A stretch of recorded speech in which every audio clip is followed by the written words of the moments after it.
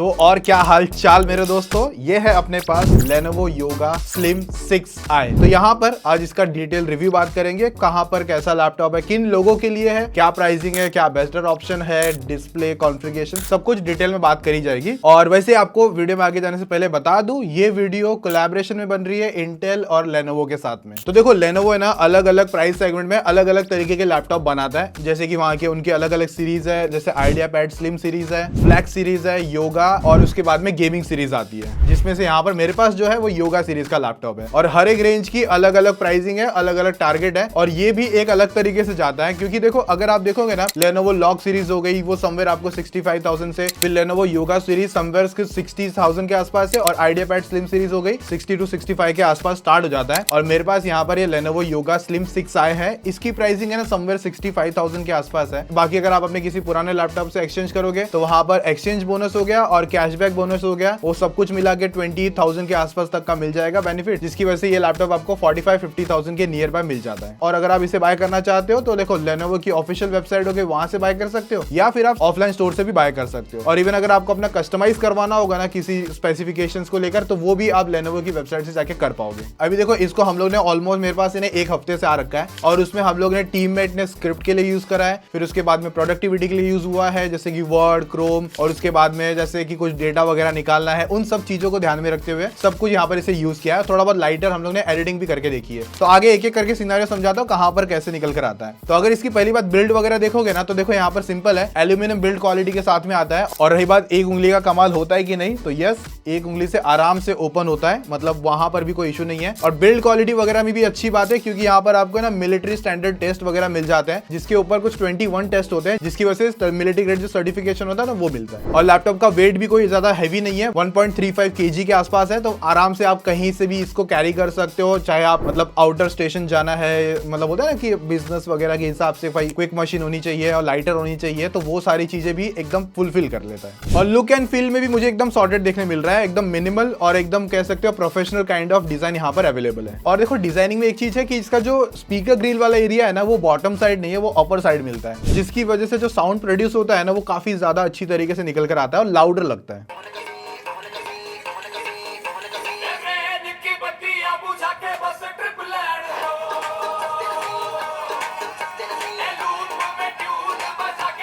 देखो यार, इतना बोलूंगा, मैंने जो बहुत सारे लैपटॉप ट्राई आउट करे ना, उनके अंदर जो स्पीकर वाला आउटपुट है ना, उतना मजेदार नहीं होता जितना इसके अंदर एक बार फिर भी बैलेंस और अच्छी तरीके से मिल रहा है। बाकी देखो रही बात पोर्ट्स एंड कनेक्टिविटी को लेकर, तो एक तरफ आपको HDMI 2.1 है, और बाकी दो Type-C पोर्ट मिलते हैं आपको, जिसमें से एक Thunderbolt 4 को सपोर्ट करता है, जिस पर आपको PD चार्जिंग हो गई, डिस्प्ले पोर्ट हो गया, वो सब कुछ आप वहां से एक्सेस कर सकते हो। और उसके बाद में दो आपको Type-C पोर्ट मिलते हैं, जिसमें से एक Thunderbolt 4 को सपोर्ट करता है, PD चार्जिंग 3.0 और इवन डिस्प्ले पोर्ट लेना है वो सब कर सकते हो। और दूसरी तरफ आपको 3.5 mm जैक मिल रहा है, और साथ में एक Type-C 3.2 Gen 1 मिलता है। और उसी की साइड में यहाँ पर है ना, इस तरफ इन्होंने पावर बटन ऐड ऑन करा है, जो कि मेरे हिसाब से एकदम सही जगह भी है। और इस पे देखो जो बैटरी आती है ना, 65 वॉट आवर्स की बैटरी दे रखी है, और जो चार्जर मिलता है बॉक्स के अंदर वो 65 वॉट का आता है, जिस पर आपको है ना Type-C कनेक्शन के साथ वो बेसिकली अवेलेबल है। तो आप उसके थ्रू तो चार्ज कर ही सकते हो, और उससे चार्ज करोगे तो आपको समझ लो 30 मिनट्स के अंदर 4 आवर्स तक का बैकअप वगैरह इजीली मिल जाता है। और इवन वो फास्ट चार्जिंग सपोर्ट करता है। और अगर आपको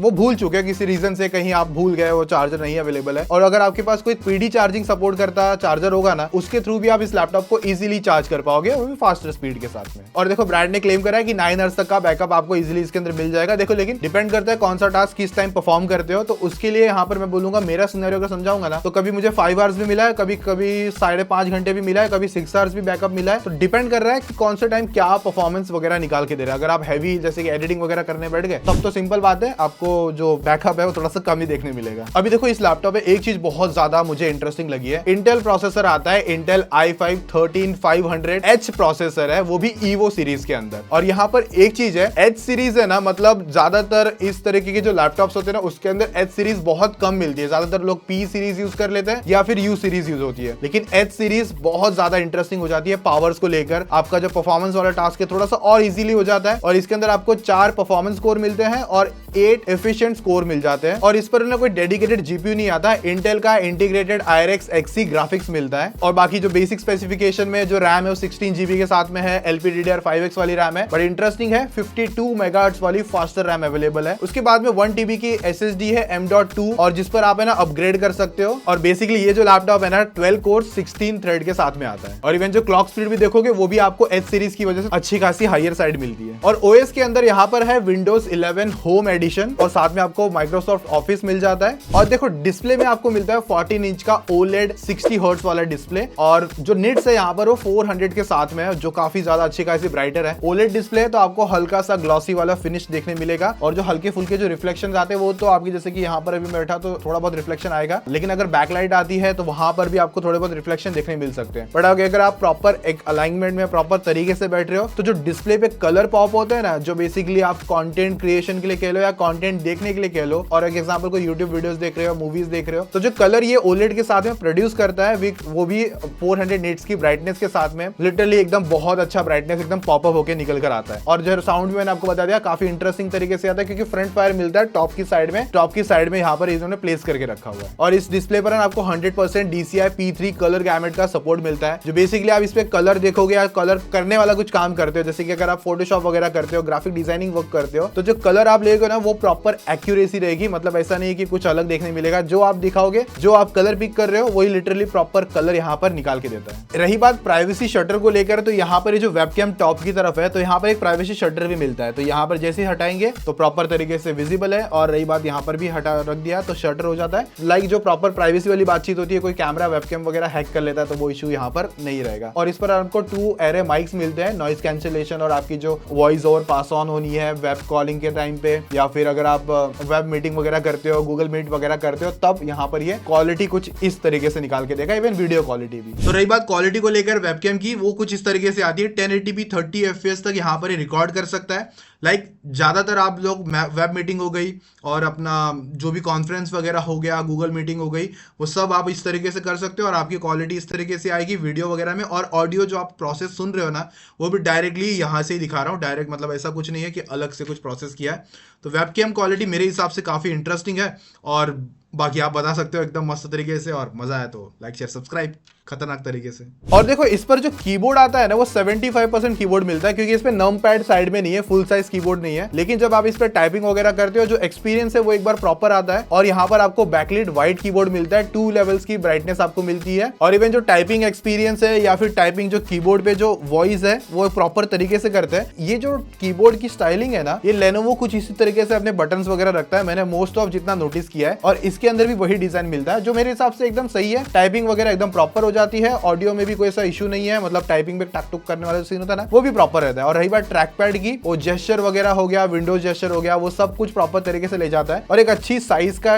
ट्रैक पैड है जिसपे अगर आपको स्क्रोलिंग हो गई, जूमिंग वगैरह हो गई, स्क्रोलिंग हो गई, और इवन अगर आप बैक साइड जाना चाहते हो, प्रीवियस बैकवर्ड जो विंडोज शॉर्टकट सपोर्ट करने चाहिए ना, तो सब कुछ ये प्रॉपर तरीके से रिस्पॉन्सिव तरीके से निकाल के देता है। और यहाँ पर वायरलेस कनेक्टिविटी के अंदर मैंने इसको ट्राई आउट करके देखा था, जैसे कि मतलब हम लोग कोई यूट्यूब कंटेंट देख रहे हैं, 4-5 मैंने वेब मीटिंग वगैरह भी इसके अंदर करके देखी है, तो वाईफाई 6E का सपोर्ट है, अच्छी तरीके से स्टेबिलिटी के साथ में कनेक्शन वगैरह रहता है। हेडफोन मैंने बस एक बार टेस्टिंग के लिए ट्राई आउट करा था कंटेंट सुनने के लिए, तो ब्लूटूथ 5.1 का सपोर्ट है जो प्रॉपर तरीके से रिस्पॉन्सिव रहता है। अभी देखो इस लैपटॉप में परफॉर्मेंस को लेकर बात करूंगा कि कहां पर है भाई परफॉर्मेंस, किस तरीके से आती है, स्टोरेज वगैरह सब कुछ। तो मैंने इस पर सबसे पहले इसका स्टोरेज स्पीड टेस्ट करके देखा, काफी अच्छे स्कोर आ रहे हैं, आप स्क्रीन पर इसकी टेस्टिंग भी चेकआउट कर सकते हो। फिर उसके बाद में सिनेबेंच R23 का हम लोगों ने टेस्ट आउट निकाला था, और जिस पर सिंगल कोर के स्कोर देखोगे ना काफी अच्छे निकाल के दे रहा है, इवन मल्टी कोर के भी स्कोर अच्छे आ रहे हैं। 10 मिनट का जो बेसिकली थ्रॉटल टेस्ट होता है, उसके बाद में सिंगल स्कोर आया ना वो समवेयर मतलब 4-5,000 के आसपास है। बेसिकली प्रोडक्टिविटी के हिसाब से आप इस लैपटॉप को एक तरीके से समझ के चल सकते हो। और Geekbench 6 का भी स्कोर निकाला, तो सिंगल एंड मल्टी कोर के स्कोर आप यहाँ पर स्क्रीन पर पूरे जो बेंचमार्क निकाल के दिखा दिए मैंने आपको। अब ये काम कहाँ पर आएंगे भाई, एक बार सिंपल तरीके से बता दे मुकेश। तो देखो मैं यहाँ पर स्कोर इसलिए दिखा रहा हूँ कि अगर देखो आप कोई और लैपटॉप देख रहे हो इसी प्राइस ब्रैकेट के आसपास, पास में, तो आप इन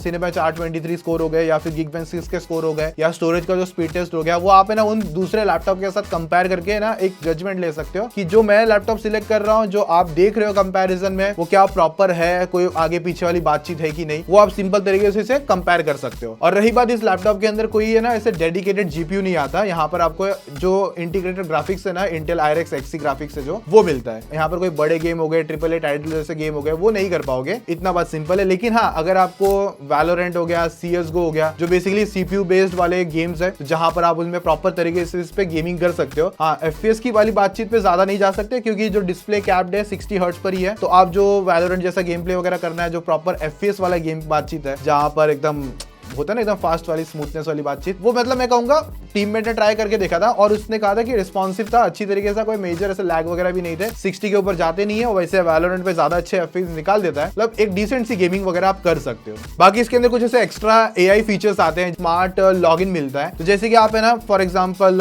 अपने पीसी पे यूज कर रहे हो, कुछ वर्क कर रहे हो, तो जिसका जो स्मार्ट AI है ना वो आपको डिटेक्ट करते रहता है, बट सडनली उठ के कहीं और चले गए, कुछ और काम करने चले गए, लैपटॉप अभी आपने जैसा था वैसे छोड़ दिया, तो वहां पर ये पावर बंद कर देता है और जैसे ही आप सिस्टम के सामने आओगे ऑटोमेटिक ऑन कर लेता है। तो ये AI वाला फीचर काफी ज्यादा मुझे ऐसा बोलते हैं ना रिस्पॉन्सिव लगा और है ना काफी काम का भी लगा, और वहां पर आपको मतलब पावर सेविंग वाली बातचीत भी होगी, प्राइवेसी भी होगी प्रॉपर तरीके से। और एक इंटेल का सॉफ्टवेयर आता है जो बहुत ज्यादा यूजफुल है, अगर आपके पास कोई एंड्रॉइड या आईफोन फोन्स है तो इंटेल यूनिसॉन जो एप्लीकेशंस है ना उसके थ्रू आप क्या कर सकते हो, जो भी आपके उस फोन के अंदर फोटोज, इमेजेस, कॉन्टेक्ट कुछ भी होगा ना, वो सब आप यहाँ पर इस लैपटॉप में एक इजी सिंपल क्लिक में यूज कर सकते हो। उसके बाद में अगर आपको कोई कॉल वगैरह आ गई फोन के अंदर तो डायरेक्टली आप लैपटॉप के अंदर पिक कर सकते हो। उसके बाद में अगर लग रहा है कि कुछ कॉन्टेक्ट या फोटोज बैकअप करनी थी तो वो भी आप इजीली कर सकते हो, फाइल ट्रांसफर वगैरह सब कुछ एकदम सिंपल और सीमलेस तरीके से हो जाता है। और एक और ऑप्शन मिलता है स्मार्ट अपीयरेंस फॉर कैमरा के लिए, मीटिंग बेसिकली आप कह सकते हो, तो वहां पर आप बैकग्राउंड वगैरह चेंजेस करने हो गए AI के थ्रू, वो प्रॉपर तरीके से स्मूथ तरीके से एजेस वगैरह डिटेक्ट करके एक